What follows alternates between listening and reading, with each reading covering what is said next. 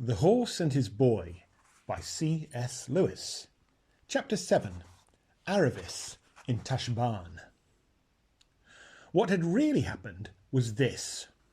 When Aravis saw Shasta hurried away by the Narnians and found herself alone with two horses who, very wisely, wouldn't say a word, she never lost her head even for a moment. She grabbed Bree's halter and stood still, holding both the horses, and though her heart was beating as hard as a hammer, she did nothing to show it. As soon as the Narnian lords had passed, she tried to move on again. But before she could take a step, another crier, "Bother all these people," thought Aravis, was heard shouting out, "Way, way, way, way for the Tarkina, Lesralen!"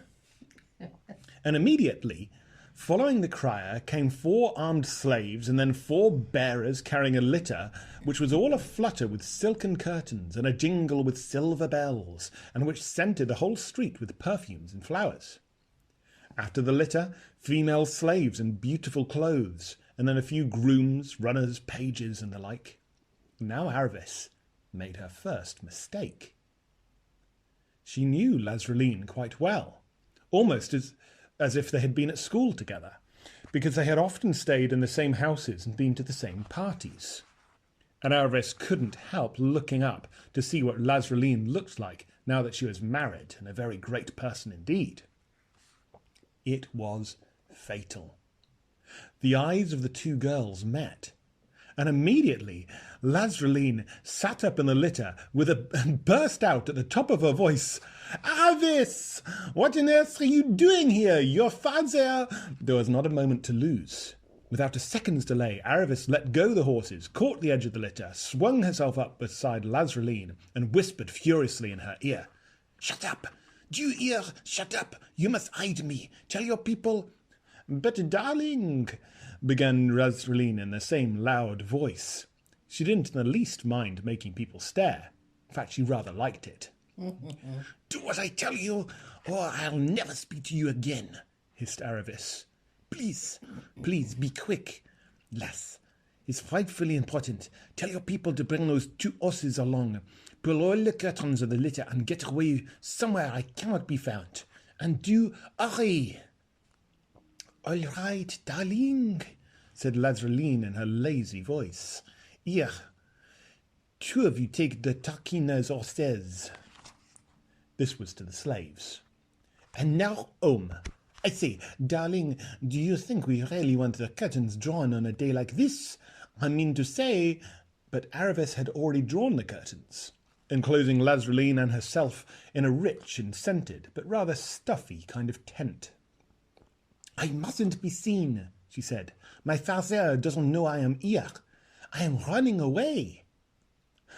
"My dear, how perfectly thrilling," said Lazreline. "I'm dying to hear all about it. Darling, you are sitting on my dress. Do you mind? That's better. It is a new one. Do you like it? I got it at—" "Oh, Laz, do be serious," said Aravis. "Where is my father?" "Didn't you know?" said Lazreline. "He's here, of course. He came to town yesterday and is speaking about you everywhere. And to think of you and me being here together and his not knowing anything about it. It's the funniest thing I have ever heard." And she went off into giggles. She had always been a terrible giggler, as Aravis now remembered. "It isn't funny at all," she said. "It's dreadfully serious. Where can you hide me?" "No difficulty at all, my dear girl," said Lazreline. "I'll take you home. My husband's away and no one will see you." "Phew, it's not much fun with the curtains drawn. I want people to see me. There's no point in having a new dress on if one goes about shut up like this." "I hope no one heard you when you shouted out like that," said Aravis. No, of course, darling," said Lazreline absent-mindedly. "But you haven't even told me what you think of the dress." "Another thing," said Aravis. "You must tell your people to treat those 2 horses very respectfully. That's part of the secret. They are really choking horses from Narnia." "Fancy," said Lazraline. "How exciting! And, oh, darling, have you seen a barbarian queen from Narnia? She's staying in Tashbaan at present. They say Prince Rabadash is madly in love with her. There have been the most wonderful parties and hunts and things all this last fortnight.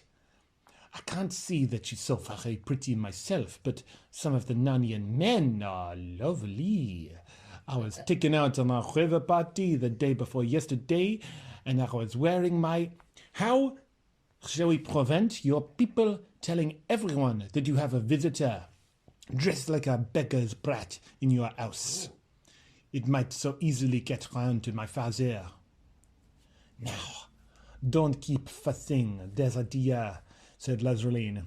"We'll get you some proper clothes in a moment, and here we are." The bearers had stopped, and the litter was being lowered. When the curtains had been drawn, Aravis found that she was in a courtyard garden, very like the one that Shasta had been taken into a few minutes earlier in another part of the city. Lazraline would have gone indoors at once, but Aravis reminded her in a frantic whisper to say something to the slaves about not telling anyone of their mistress' strange visitor. "Sorry, darling, it had gone right out of my head," said Lazraline. "Here, all of you, and you doorkeeper, no one is to be let out of their house today, and anyone I catch talking about this young lady will be beaten to death, and then burned alive, and after that be kept on bread and water for 6 weeks. There." Although Lazraline had said she was dying to hear Aravis' story, she showed no sign of really wanting to hear it at all. She was, in fact, much better at talking than listening.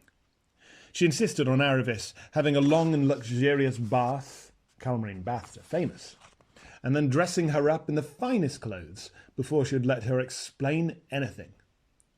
The fuss she made about choosing the dresses nearly drove Aravis mad. She remembered now that Lazraline had always been like that, interested in clothes and parties and gossip. Aravis had always been more interested in bows and arrows and horses and dogs and swimming. You'll guess that each thought the other silly. But when at last they were both seated after a meal, it was chiefly of the whipped cream and jelly and fruit and ice sort, in a beautiful pillared room, which Aravis would have liked better if Lazraline's spoilt pet monkey hadn't been climbing about it all the time. Lazraline at last asked her why she was running away from home.